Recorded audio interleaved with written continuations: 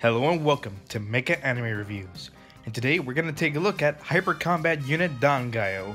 Dangaioh was a 3-episode OVA series released in 1987, produced and animated by AIC and Artmic. Toshiki Hirano also worked on this. Not only does he provide the character designs, but also serves as the director this time around. The mechanical designs were done by Shoji Kawamori, and the animation director is Masami Ōbari. Yeah, we get a few of his touches in this. The robots look like the body armor type designs that he does, but it's largely Toshiki Hirano's project. Anyway, what's the story? A girl named Mia wakes up inside some kind of prison without any of her memories, where she immediately gets attacked by a robot. Thankfully, Mia is saved by 3 other teenagers named Roll, Lambda, and Pi, none of whom remember anything either. They find out that they were brought together by Dr. Tarson because of their psychic potential.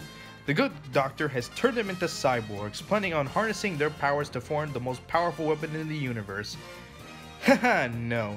He has actually created a 4-mech combiner named Dangaioh, and Tarson plans to sell the 4 teens off as soldiers to Captain Galamos, the feared pirate king of the cosmos. Mia finds out that she and the others are actually human, alien people beings that Tarson has brainwashed into his pawns, so they escape their captivity. After some troubles and sudden team bonding, they now plan to recover their lost memories and battle Captain Galamos to obtain their freedom. If only it were so easy. The animation is top-notch. The OVAs tend to get a much higher budget for their series, and here to take full advantage of it, giving us some highly detailed and gorgeous animation, very fluid with flair. The mecha designs in particular are pretty good. There is no surprise given this is Shoji Kawamori we're talking about here. Although I do think they look kinda similar to how Ōbari would design his own mechs. He only did the animation direction, but the mechs of Dangaioh feel like they have a hybrid of Ōbari and Kawamori designs. Yeah, especially with the Dangaioh itself, which has the thin torso and big chest and shoulders that Ōbari usually does, and a more blocky and mechanical look that Kawamori usually goes for. And this combination works surprisingly well. The music is kick-ass, lots of badass pleats play throughout the series, the heroic tune of Dangaioh's theme and the bombastic fight music being pretty good. For voice acting, the Japanese version has it down. The seiyus give pretty good performances that fit their respective characters and even squeeze a bit more personality than what the script usually gives them. Sadly, the English dub produced by Manga Entertainment sucks ass. The acting is flaccid, bland, and dull. Thankfully, the only trace of this dub was a discontinued DVD release that only compiled 2 of the episodes, with a recap of the first one for some strange reason. Now onto everything else. It sucks. Okay, let me elaborate. A lot of the anime's charm and good qualities come from the technical aspects like the animation and music.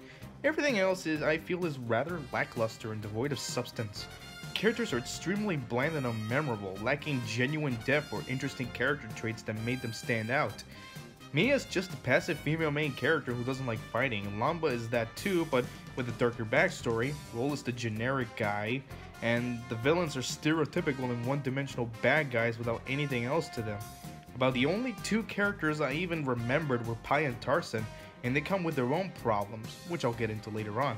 The storytelling is rather weak. Any potentially interesting bits of plot or character development aren't explored very well, the worst offender being the first episode where it feels like an entire season's worth of storytelling was crammed into like 40-something minutes of screen time, constantly moving from plot point to plot point with little breathing room. To the credit of the show, episodes 2 and 3 were better paced, and the stories have a little bit more breathing room to build up itself, but even those suffer from some problems like episode 2's villain having a kind of weak motivation. It's not very convincing.